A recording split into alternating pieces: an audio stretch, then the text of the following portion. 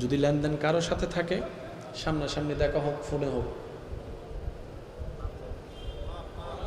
বলেন না ভাইয়া, মাপ চেয়ে নেন, অথবা একটা সোলা করেন, কোন একটা কিছুর সোলা করেন।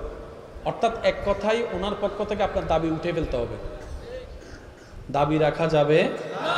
উনি বলবে যে ভাই ঠিক আছে, তুই আমার থেকে 10 লাখ টাকা দিছস, পারস না, আচ্ছা যা 2 লাখ 3 লাখ দে, যদ্দুর ফরজ দে। তাকে বলবেন ভাই আমি সর্বোচ্চ চেষ্টা করব দেওয়ার, কিন্তু তোর কাছে আমার একটা আবদার, আমি যদি মারা যাই আমাকে মাফ করে দিতে হবে। আমি যদি মারা যাই কখনো শুনোস, আমাকে কিন্তু মাফ করে দিতে হবে। সে বলবে যে ঠিক আছে, দুনিয়াতে টাকা তো তোরও দরকার আমারও দরকার, কিন্তু কেউ তো টাকা নিয়ে কবরে যাবে না, তুইও যাবি না আমিও যাবে না, যা আল্লাহর দিকে তাকে আমি মাফ করে দিলাম। রব বলে যে তুই এত বড় দয়ালু হয়ে গেছস, 10 লাখ টাকা মাফ করে দিছস, আমি আল্লাহ কি তোর 10 লাখ গুনাহ মাফ করতে পারি না? তুই আমার বান্দাকে জীবন সহজ করে মাফ করে দিয়েছিস, আমি আল্লাহ তোর গুনাহ মাফ করে দিলাম।